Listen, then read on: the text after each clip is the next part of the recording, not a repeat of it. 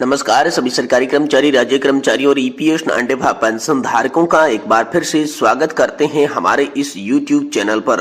दोस्तों, इस वक्त की आप सभी के लिए इम्पोर्टेंट खबरें निकलकर सामने आ चुकी हैं, जिसमें आज की इस वीडियो के अंदर हम बात करने वाले हैं कि आखिरकार ईपीएस नांडेभा पेंशन पर क्या बड़ी खबर आई है। क्या पेंशन योजना वरदान या फिर श्राप साबित हो सकती है?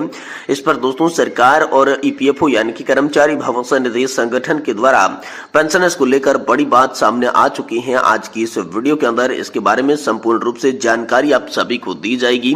साथ ही साथ दोस्तों केंद्र सरकार ने पेंशन भोगियों के लिए अच्छी खबर जारी कर दी है। इस दिन बढ़ेगी आप सभी के लिए पेंशन। तो आखिरकार पेंशन बढ़ोतरी को लेकर दोस्तों आप सभी के लिए क्या बड़ी खबर आई है और आखिरकार पेंशन बढ़कर आप सभी के खाते में किस दिन से ट्रांसफर होने वाली है, इसको लेकर भी बड़ी खबर आ रही है।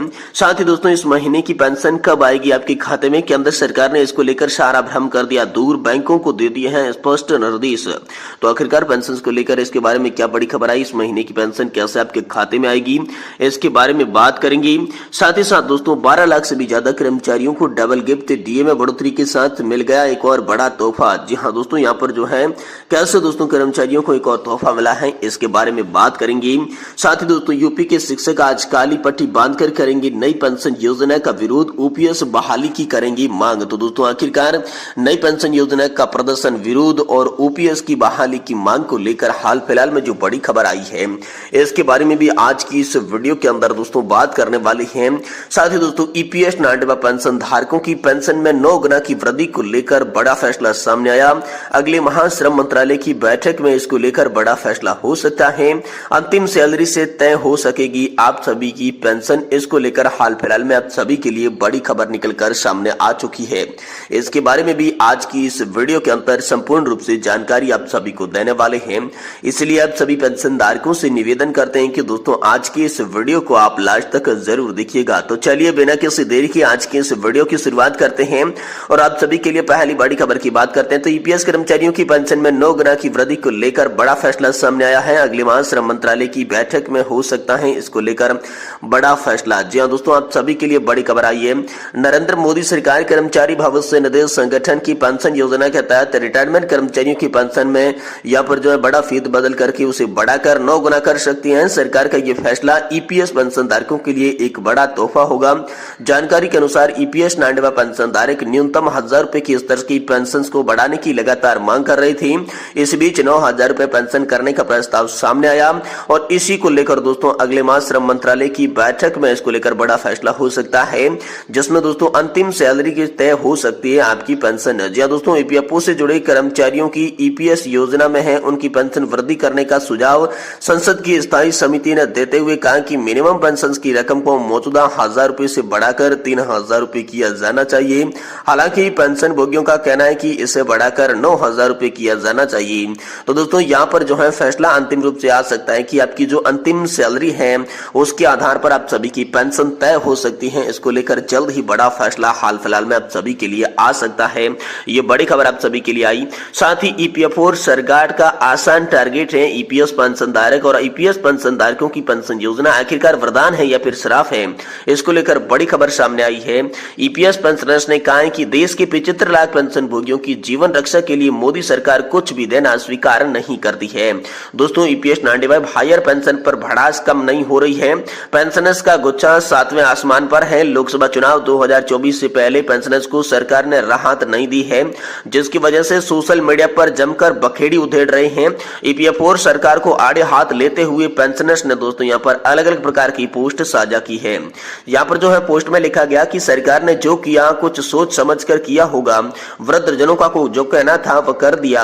8 साल को इस वक्त को नहीं होते हैं। देश के 75 लाख पेंशन भोगी जीवन रक्षा के लिए मोदी सरकार ने यहाँ पर जो है उनके लिए कुछ भी नहीं किया। सेंट्रल बोर्ड ऑफ ट्रस्टीज के अध्यक्ष श्रम मंत्री भूपेंद्र यादव और ईपीएफओ को छल करने के लिए सबसे आसान टारगेट देश के बुजुर्ग पेंशन धारक ही मिले हैं। बहुत अच्छा किया इस सरकार ने कि कम से कम हमारे नेत्रों की आशा और विश्वास की अंधी पट्टी को खोल दिया। हम दीन हैं किंतु दीन नहीं, हीन नहीं। दोस्तों घर की बूढ़े बुजुर्ग सरकार को कुछ और क्या दे सकते हैं। पेंशनर्स ने आगे लिखा कि कमांडर अशोक रावत ने सही कहा है, वे खुश होकर वरदान दे सकते हैं और नाराज होकर श्राप। सरकार के अहंकार को यदि तुच्छ दिखाई दे तो हम और क्या कर सकते हैं। दोस्तों सरकार चाहे तो इस रकम को वापस भी दे सकती है। जी हाँ दोस्तों, यहाँ एक 15,100 रुपए की पेंशन जो कि रकम में वैसे भी मानी है, इस रकम में देश की सेवानिवृत्ति समर्पित करते हैं। अगर सरकार चाहे तो इस रकम को भी वापस ले सकती है। हमें खोने के लिए कुछ नहीं है, किंतु सरकार नीतियों और नियति पर अधिक भरोसा कैसे करें। जो होता है अच्छा ही होता है। इसको लेकर दोस्तों पेंशन धारक लगातार यहाँ पर सोशल मीडिया पर बातें कर रही हैं। साथ ही साथ दोस्तों अगली बड़ी खबर की बात करें तो आप सभी के लिए बड़ी और इंपोर्टेंट खबर हाल फिलहाल में निकलकर सामने आ चुकी है। केंद्र सरकार ने पेंशन भोगियों के लिए अच्छी खबर जारी कर दी है। इस दिन बढ़ेगी आप सभी की पेंशन। जी दोस्तों, केंद्र सरकार ने पेंशन भोगियों के लिए हाल ही में 4% पेंशन यहाँ पर जो है डीए बढ़ाकर 50% कर दिया है। यह बढ़ोतरी 1 जनवरी से प्रभावी होगी। 13 मार्च के एक कार्यालय ज्ञापन के अनुसार पेंशन और पेंशन भोगी कल्याण विभाग कई श्रेणियों में यहाँ पर डीआर लागू करने जा रहा है। जी दोस्तों, पीएसयू और स्वायत्त निकाय के केंद्र सरकार की पेंशन भोगियों सहित नागरिक केंद्र सरकार की पेंशन भोगी, पारिवारिक पेंशन भोगी जिनके लिए इस विभाग के कार्यालय ज्ञापन संख्या 434/2002 की पीडब्ल्यू की संख्या खंड दिनांक 23/6/2017 के तहत पेंशन आदेश जारी किए गए हैं, उन्हें पूर्ण पेंशन दी जाएगी और 15 वर्ष की कम्यूटेशन अवधि पूरी होने की बाद बहाल कर दिया जाएगा। दोस्तों, सशस्त्र बल पेंशन भोगी या पारिवारिक पेंशन भोगी या नागरिक पेंशन भोगी या फिर पारिवारिक पेंशन भोगी रक्षा सेवा द्वारा भुगतान किया जाएगा। अखिल भारतीय सेवा पेंशन भोगी और पारिवारिक पेंशन भोगियों को इसका भुगतान होगा। रेलवे और पारिवारिक पेंशन भोगियों को इसका भुगतान होगा और अंतिम पेंशन इसकी भुगतान की जाएगी। वहीं बर्मी नागरिक पेंशन भोगी और पारिवारिक पेंशन भोगियों के साथ ही बर्मा और पाकिस्तान से विस्थापित पेंशन भोगी और सरकारी पेंशन भोगियों के परिवारों को इस विभाग के दिनांक 11/9/2017 के कार्यालय ज्ञापन संख्या के तहत निर्देश दिया जाएगा। इसी बीच दोस्तों डीओपीडब्ल्यू के मुताबिक न्याय विभाग ने सेवानिवृत्त सुप्रीम कोर्ट और हाई कोर्ट के जजों के लिए अलग से इसके लिए आदेश जो है वो जारी कर दिए जाएंगे।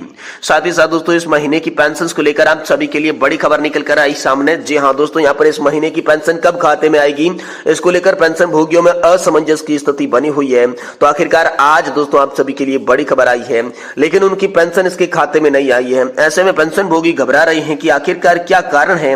पेंशन भोगियों को अब चिंता करने की जरूरत नहीं है, वे बिल्कुल निश्चित हो जाइए क्योंकि केंद्र सरकार ने पेंशन भोगियों का भार दूर कर दिया है और इस महीने की पेंशन के साथ साथ केंद्र सरकार ने बैंकों को महत्वपूर्ण निर्देश दिए हैं जो कि हर पेंशन भोगी के लिए जानना बेहद जरूरी हो जाते हैं। जिसमें दोस्तों पेंशन शुरू करवाने के लिए पेंशनधारी को नहीं जाना होगा बैंक, अलग से बैंक अकाउंट खोलने की भी यहाँ पर जरूरत नहीं होगी। साथ ही नॉन अर्निंग सर्टिफिकेट या नॉन मैरिज डिक्लेरेशन जमा करना होगा। साथ ही पेंशन पाने के लिए लाइफ सर्टिफिकेट भी आप सभी के लिए जरूरी है और डिसेबिलिटी सर्टिफिकेट जमा करना होगा। कम्यूटेशन की बहाली ऑटोमेटिक हो जाएगी और ऑटोमेटिक आप सभी को 20% अतिरिक्त पेंशन मिलेगी। पेंशन धारकों को घर पे मिलेगी बैंकिंग की सुविधा। साथ ही दोस्तों इस महीने की पेंशन को लेकर केंद्र सरकार ने आप सभी का भार दूर कर दिया है। साथ ही दोस्तों 12 लाख से भी ज्यादा कर्मचारियों को डबल गिफ्ट डीए में बढ़ोतरी के साथ मिलेगा एक और बड़ा तोहफा। जब दोस्तों यहाँ पर लोकसभा चुनाव से पहले सरकारी कर्मचारियों के लिए अच्छी खबर है। यहाँ पर एक के बाद एक विभिन्न प्रकार की सरकार महंगाई भत्ता बढ़ा रही है। अब राजस्थान सरकार इस सूची में नया नाम जुड़ गया है जिससे यहाँ पर अपने कर्मचारियों को बढ़े हुए भत्ते का उपहार जल्द ही दे सकती है। साथ ही दोस्तों यूपी के शिक्षक आज काली पट्टी बांधकर करेंगे नई पेंशन योजना का विरोध, करेंगे ओपीएस की मांग। जी दोस्तों यहाँ पर जो है देश भर के प्रदेश भर के शिक्षक और कर्मचारी कार्यालय स्तर पर काली पट्टी बांधकर न्यू पेंशन स्कीम का विरोध करेंगे। अटेवा के प्रदेश अध्यक्ष विजय कुमार बंतु ने कहा कि उत्तर प्रदेश में 1 अप्रैल 2005 से नई पेंशन योजना लागू कर पुरानी पेंशन योजना को समाप्त कर दिया गया।